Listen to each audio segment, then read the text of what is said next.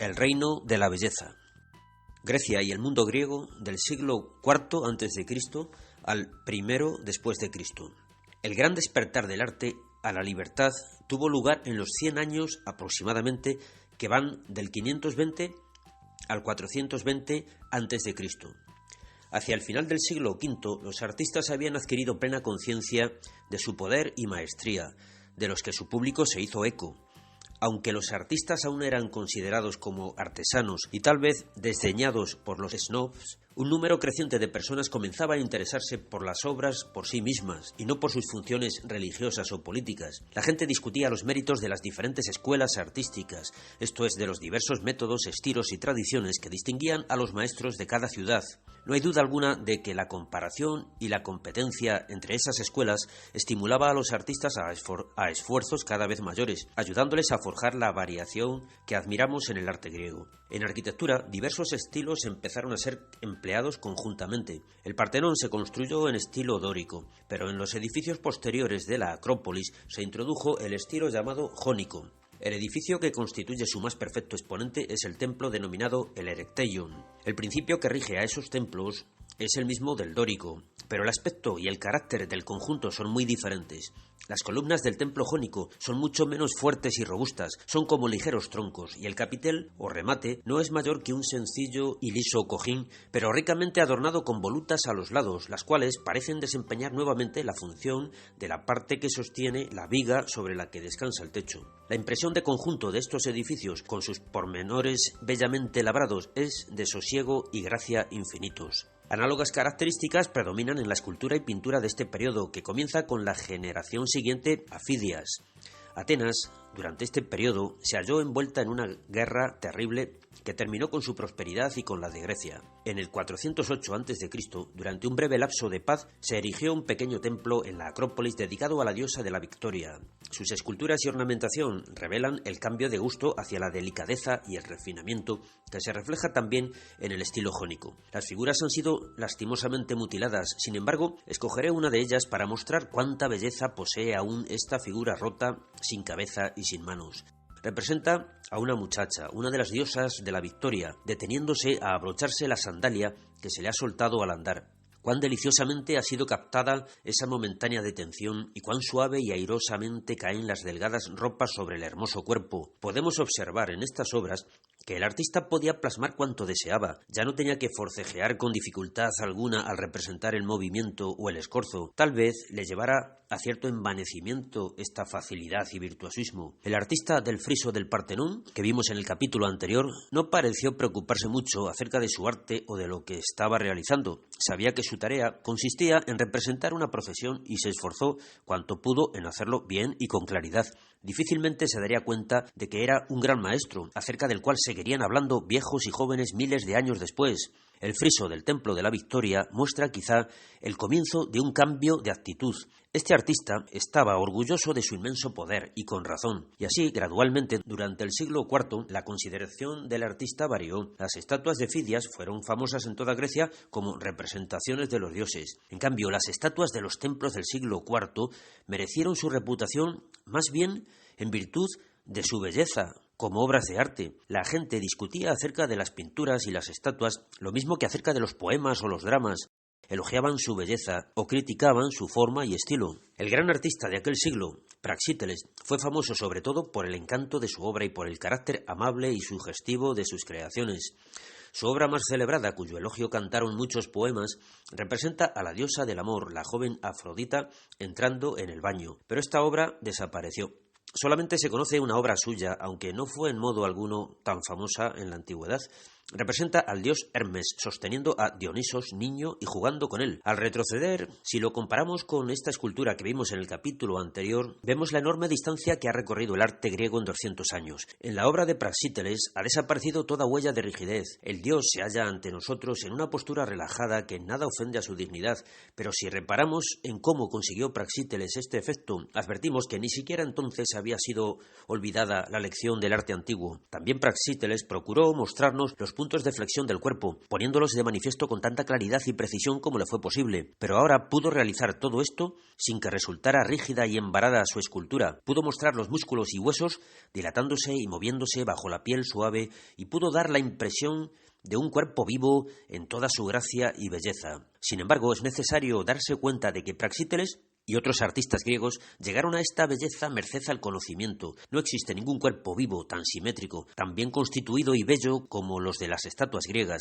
Se cree, con frecuencia, que lo que hacían los artistas era contemplar muchos modelos y eliminar los aspectos que no les gustaban, que partían de una cuidada reproducción de un hombre real y que lo iban hermoseando, omitiendo toda irregularidad o todo rasgo que no se conformara con su idea de un cuerpo perfecto. Hay quien dice que los artistas griegos idealizaban la naturaleza a la manera como un fotógrafo retoca un retrato eliminando en él los pequeños defectos. Pero una fotografía retocada y una estatua idealizada generalmente carecen de vigor y de carácter. Tanto se ha eliminado y borrado que lo que queda es un fantasma del modelo pálido e insípido. El punto de vista griego era precisamente el contrario. A lo largo de todos estos siglos, los artistas de que hemos tratado se ocupaban de infundir más y más vida al antiguo caparazón. En la época de Praxíteles, su método cosechó los frutos más sazonados. Los antiguos tipos empezaron a moverse y a respirar bajo las manos del hábil escultor, y se yerguen ante nosotros como seres humanos reales, pertenecientes a un mundo distinto y mejor. Son, en efecto, seres que pertenecen a un mundo distinto, no porque los griegos fueran más sanos y más bellos que los otros hombres, no hay razón alguna para creer tal cosa, sino porque el arte en aquel momento había alcanzado un punto en el que lo modélico y lo individual se mantenían en un nuevo y delicado equilibrio. Muchas de las más famosas obras de arte clásico, que fueron admiradas en épocas posteriores como representativas de los tipos humanos más perfectos, son copias o variantes de estatuas que fueron creadas en este periodo, a mediados del siglo IV a.C. El Apolo de Belvedere muestra el modelo ideal de un cuerpo de hombre, tal como se halla ante nosotros en su impresionante actitud, sosteniendo el arco con el brazo extendido y la cabeza vuelta hacia un lado como si siguiera con la mirada la flecha disparada. No se nos hace difícil reconocer el ligero eco del esquema antiguo en el que a cada parte del cuerpo se le daba su apariencia más característica. Entre las famosas estatuas clásicas de Venus, la de Milo tal vez sea la más conocida. Probablemente perteneció a un grupo de Venus y Cupido realizado en un periodo algo posterior, pero en el cual se utilizaban los recursos y procedimientos de Praxíteles. Esta escultura también fue proyectada para ser vista de lado. Venus extendía sus brazos hacia Cupido, y nuevamente podemos admirar la claridad y sencillez con la que el artista modeló el hermoso cuerpo, su manera de señalar cada una de sus divisiones más importantes sin incurrir en vaguedad ni en dureza. Naturalmente, este método de crear belleza, comenzado por una configuración esquemática y general para ir vivificándola hasta que la superficie del mármol pareciera respirar, tuvo un inconveniente. Era posible crear de este modo tipos humanos convincentes, pero ¿conduciría acaso a la representación de verdaderos seres humanos individuales? Por extraño que nos pueda parecer, la idea del retrato, en el sentido en que nosotros empleamos esta palabra, no se les ocurrió a los griegos hasta época tardía, en el siglo IV.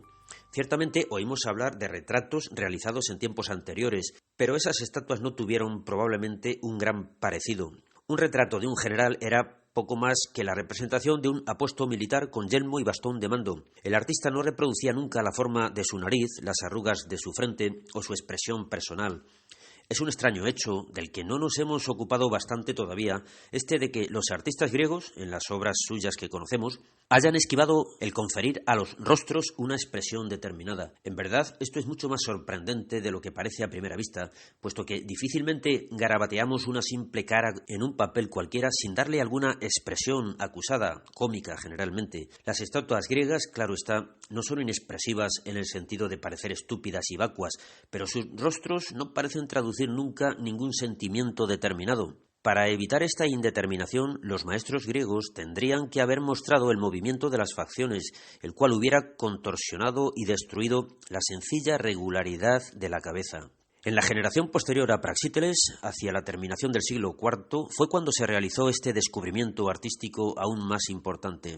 En la época de Alejandro Magno, las cabezas de las estatuas parecen, por lo general, mucho más animadas y vivas que los bellos rostros de las obras anteriores. Junto al dominio de la expresión, los artistas aprendieron a captar el carácter personal de las fisonomías y a realizar retratos, tal como entendemos hoy esta palabra, lo que dio lugar al nacimiento del género. Un escritor de aquel periodo, satirizando las irritantes costumbres de los aduladores, dice que estos prorrumpían siempre en ruidosos elogios del gran parecido del retrato de su protector. Alejandro mismo prefirió ser retratado por el escultor de su corte, Lisipo, el artista más famoso de la época, cuya fidelidad al natural asombraba a sus contemporáneos. Se cree que el retrato de Alejandro ha llegado hasta nosotros por medio de una copia, y en él podemos ver cuánto ha variado el arte desde la época del auriga de Delfos, e incluso desde la de Praxíteles, que tan solo pertenece a la generación anterior. Claro está que para juzgar todos los retratos antiguos tenemos el inconveniente de que nosotros no podemos dictaminar acerca de su parecido, mucho menor, desde luego, que el que afirmaban los aduladores del relato. Tal vez si pudiéramos ver una instantánea de Alejandro Magno, encontraríamos a este completamente distinto y sin el menor parecido a como nos lo muestra su busto. Podemos hallar que la figura de Lisipo se parece mucho más a un dios que al verdadero conquistador de Asia, pero también podemos decir un hombre como Alejandro, un espíritu inquieto, inmensamente dotado, pero quizá echado a perder por sus triunfos, pudo muy bien parecerse a este busto con sus cejas levantadas y su expresión enérgica. El imperio fundado por Alejandro fue un acontecimiento de enorme importancia para el arte griego, pues hizo que se desarrollara en extensión, pasando de ser algo privativo de unas cuantas ciudades pequeñas al lenguaje plástico de casi medio mundo.